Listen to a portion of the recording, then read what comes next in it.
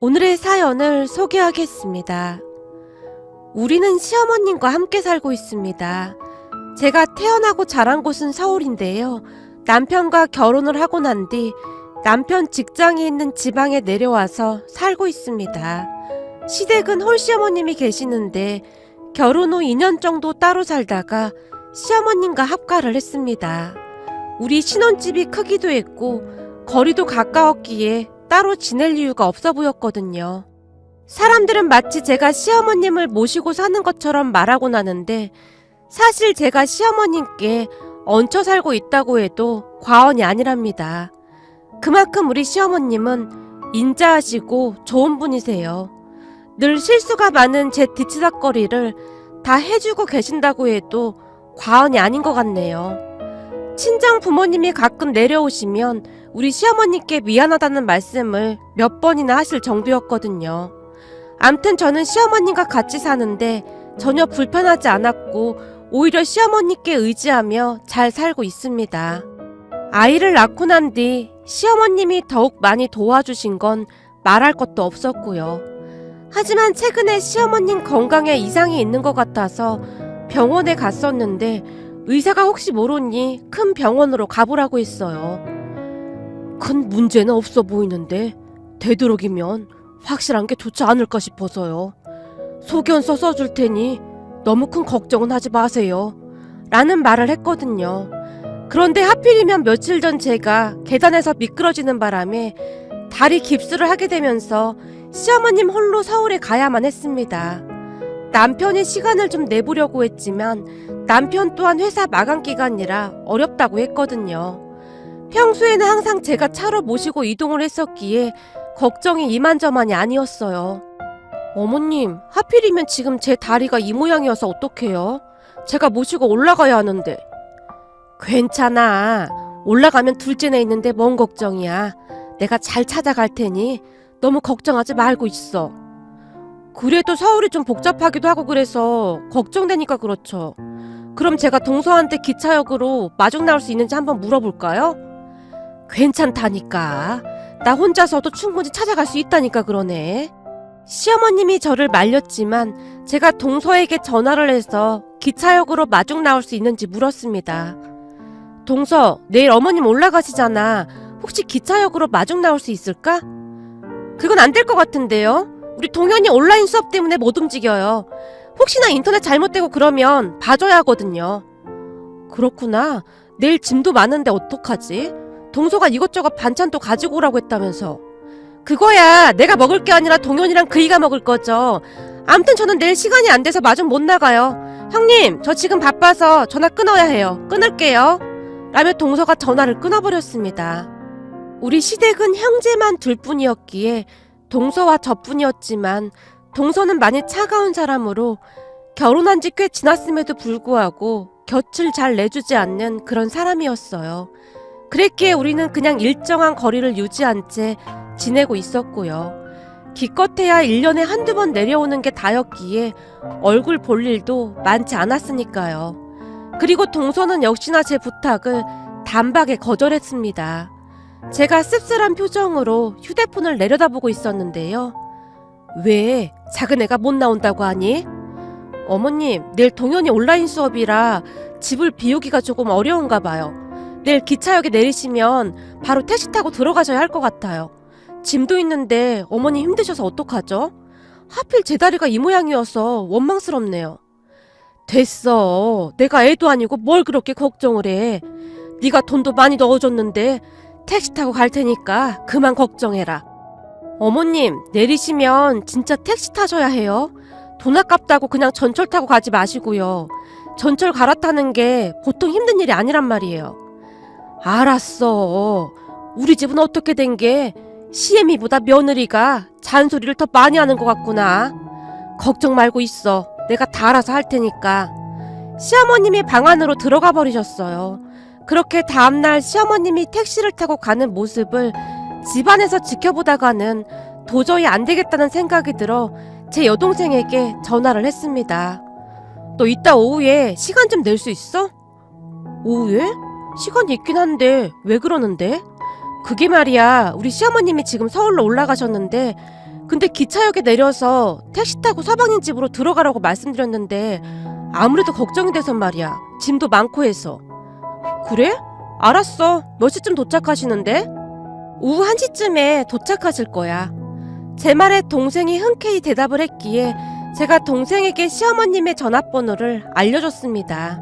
얼마 뒤 시어머님이 서울에 도착을 하셨고 동생이 시어머님을 기차역에서 모시고 서방님 집으로 출발을 한다는 연락이 왔어요. 얘, 넌 뭐한다고 사돈까지 부르고 그랬니?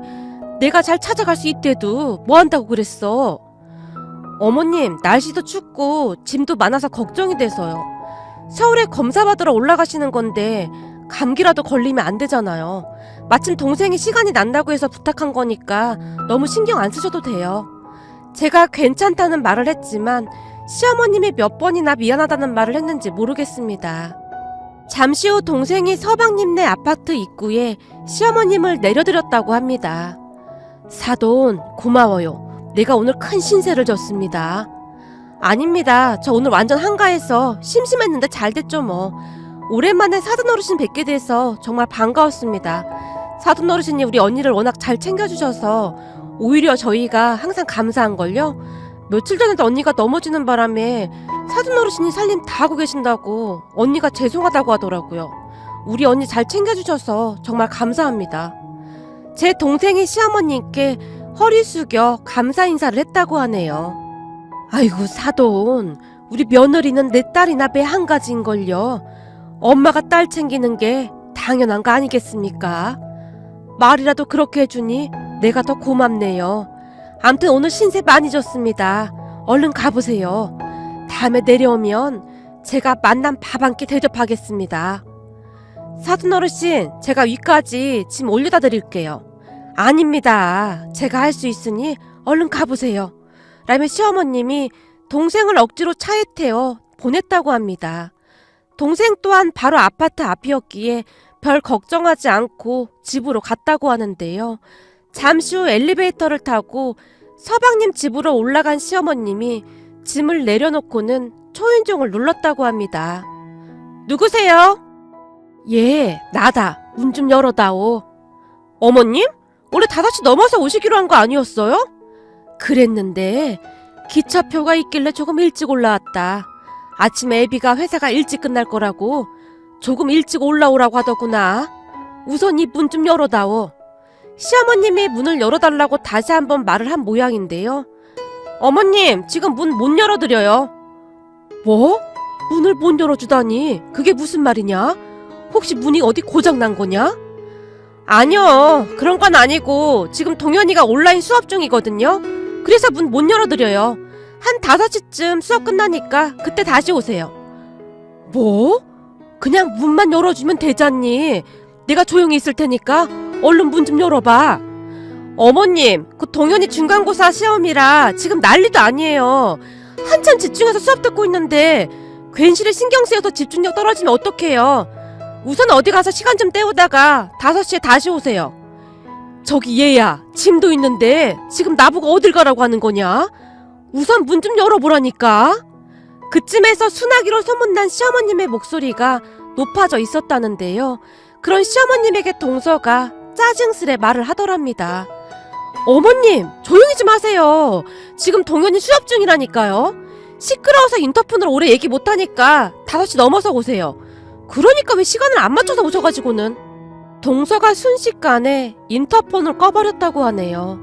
시어머님이 다시 초인종을 눌렀지만 인터폰을 아예 내려놓았던 것인지 소리조차 들리지가 않더랍니다. 결국 시어머님이 짐을 문 앞에 그대로 둔 채 1층 놀이터로 갔다는데요.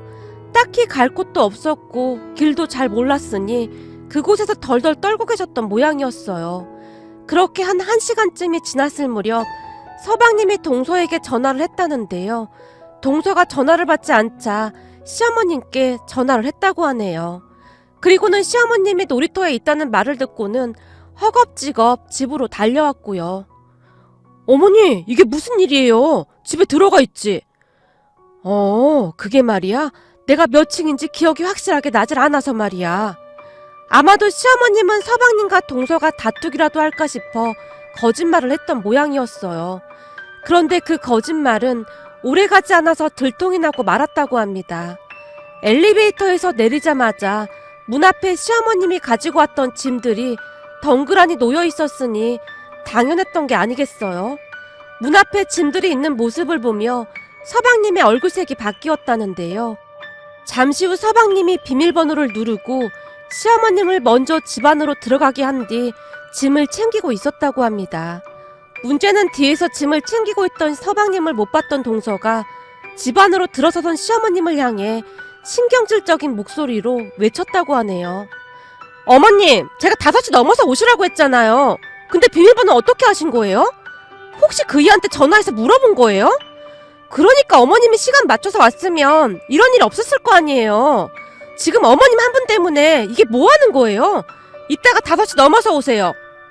놀란 시어머님이 쭈뼛거리고 있던 사이 서방님이 현관문을 벌컥 열고 집 안으로 들어섰다는데요.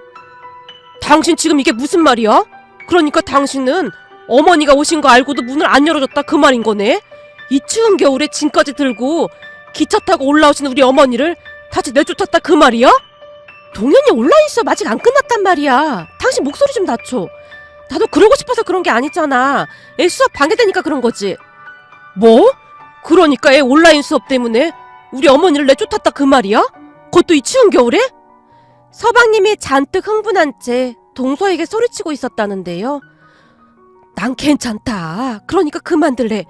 니들이 이러면 내가 불편해서 어떻게 있겠니? 자꾸 이러면 난 그냥 갈 테니 그런 줄 알거라. 시어머님이 두 사람을 향해 외치는 바람에 서방님이 소파에 털썩 주저앉았고 동서가 그런 서방님에게 한마디를 더 했다네요. 내가 뭘 그렇게 잘못했어? 이게 다 우리 동현이 잘 되라고 그러는 거잖아. 근데 이게 그렇게 화낼 일이야? 이게 다 어머님 때문이에요. 그렇게 시간 맞춰서 왔으면 이런 일도 없었을 거 아니에요. 오늘 일찍 끝날 것 같아서 내가 일찍 오시라고 했어. 근데 그게 그렇게 불만이야? 너란 여자 진짜 대단한 여자다. 결국 이게 다 내 잘못이다 그 말인 거네. 나 기분 나빠서 더 이상 못 있겠어. 그리고 어차피 어머님도 계시니까 난 오늘 친정으로 가서 잘게. 그 모습에 시어머님은 더욱 안절부절 못한 채 어쩔 줄을 몰라 했다는데요. 서방님이 동서에게 소리쳤답니다. 당신 그렇게 나가면 다시 들어올 생각도 하지 마. 나도 당신처럼 독한 여자랑은 도저히 못 살겠다. 가서 장인 장모님께 있는 사실대로 그대로 다 말해. 아주 잘했다고 하실 거니까. 예, 네가 그렇게 가버리면 내 입장이 어떻겠니? 내가 다 잘못했다. 시어머님이 동서에게 사과까지 하면서 말린 모양인데요. 동서가 그냥 나가버렸다고 합니다. 애비야, 얼른 가서 데리고 와라. 지금 이게 뭐하는 짓이야? 내버려둬요. 이번 일 겪으니까 나도 정이 뚝 떨어지네. 라며 서방님도 동서를 말리지 않았고요. 그런데 얼마 후 바깥 사돈어르신이 서방님에게 전화를 했던 모양인데요. 네, 장인어른. 지금 우리 딸이 와서 울고불고 난리도 아닌데 대체 왜 그런 건가? 자네도 알다시피 양쪽 말을 다 들어봐야 할 것 같아서 말이네. 저기 그게 말이죠. 장인어른, 제가 웬만하면 이런 말씀 안 드리는데요. 오늘 집사람이 해도 너무했습니다. 라며 서방님의 동서의 만행을 바깥 사돈어르신께 그대로 말한 모양이었어요. 한동안 듣고만 있던 바깥 사돈어르신이 조용히 한마디를 하셨다는데요. 무슨 일이 있었는지 알겠구만. 알겠네. 근데 자네 말일세. 내 말 잘 듣게나. 라며 바깥 사돈어르신이 서방님에게 뭔가를 단단히 일렀다고 하네요. 그리고 얼마 뒤 기가 막힌 일이 일어났다고 합니다. 그러니까 서방님의 말을 들었던 사돈어르신들이 울고 있던 동서를 그대로 밖으로 내쫓아버렸다는데요. 나중에 알고 보니 사돈어르신들도 큰 충격을 받은 모양인지 서방님에게 절대 문을 열어주지 말라고 했다고 하네요. 결국 동서는 친정에서도 쫓겨나서 다시 집으로 돌아갔다고 하는데요. 문제는 서방님도 문을 열어주지 않았답니다. 여보, 문 좀 열어줘봐. 아니면 나 지갑이라도 좀 주던지. 나 지금 갈 곳도 없단 말이야. 됐고, 약속 노래를 부르는데 당신도 약속 지켜. 오늘 친정에서 자기로 했으니까 시끄럽게 하지 말고 당장 친정에 가서 자. 나 지금 친정에서도 쫓겨났단 말이야. 제발 문 좀 열어줘. 지금 추워서 이까지 딱딱 부딪힐 지경이란 말이야. 아니면 장롱에 있는 점퍼라도 주던지. 나한테 그러지 말고 얼른 돌아가. 장인어른이 문 열어주면 나도 가만 안 둔다고 하셨거든. 친구네 집에 가던지. 아무튼 동네 창피하니까 시끄럽게 하지 말고 얼른 가라. 당신이 소란 피워서 우리 동현이가 숙제를 못하겠다고 하잖아. 여보, 내가 잘못했어. 제발 문 좀 열어줘. 어머님, 저 문 좀 열어주세요. 동서가 밖에서 계속해서 불러댔지만 서방님이 절대 문을 열어주지 않았다는데요. 얘, 저러다 감기라도 걸리면 어떡하니? 오늘 날씨 엄청 춥다. 얼른 열어주자. 괜찮아요. 어머니도 이 추운 날씨에 밖에서 1시간 넘게 있었는데 저 사람도 그 정도는 있어봐야 얼마나 추운지 알 거 아니에요. 거기다 장인어른이 엄청 무서우신 분이라 지시한 거 안 하면 큰일 나거든요. 아무리 그래도 그렇지 언제까지 저리 밖에 있게 할 거야. 시간이 가면 갈수록 시어머님은 안절부절 못하고 있었지만 서방님은 사돈어르신을 등에 업고 그저 천하태평이었다고 하네요. 그렇게 한두 시간 정도가 지났을 무렵 사돈어르신들이 서방님 집으로 왔다고 하는데요. 두 분 사이에 동서가 쭈뼛쭈뼛거리며 서 있더랍니다. 그런 동서를 보며 바깥 사돈어르신이 소리쳤다고 하네요. 얼른 무릎 꿇고 빌지 않고 뭐해? 어디 버르장머리 없이 며느리가? 시어머니가 오셨는데 문도 안 열어주고 밖에서 덜덜 떨게 만들어?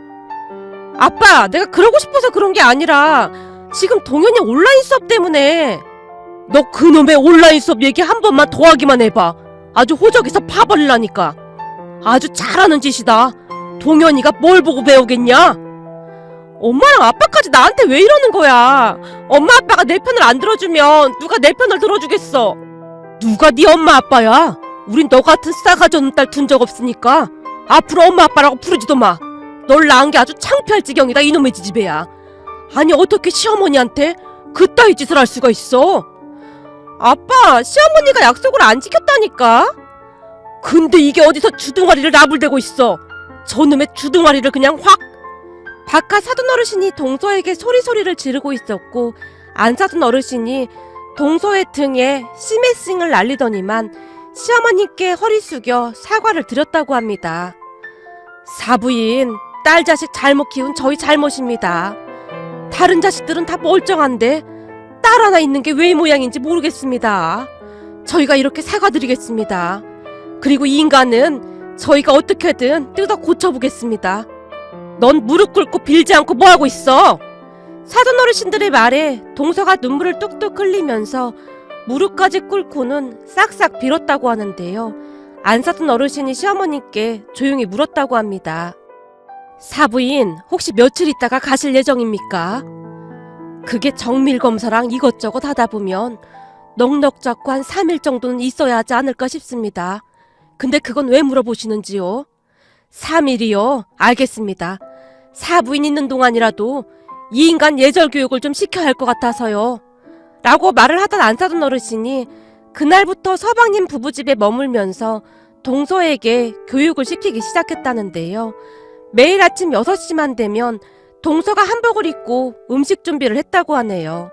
그러다가는 시어머님이 일어나시면 문안 인사를 시작으로 정성껏 음식을 준비해서 드렸다고 합니다. 식사를 하다가는 시어머님이 냉장고에서 물을 꺼내려고 하자 안사돈 어르신이 동서에게 눈짓을 했고 동서가 벌떡 일어나더니 어머님, 제가 가져다 드릴게요 라는 말을 하더랍니다. 아니다, 내가 꺼내 먹으마. 아닙니다 어머님, 앉아 계시면 제가 가져다 드리겠습니다. 동서가 급히 냉장고에 있는 물을 꺼내서 시어머님께 드렸다는데요. 그 모습을 지켜보던 안사돈 어르신이 동서를 매섭게 노려보더니 한마디 하더랍니다.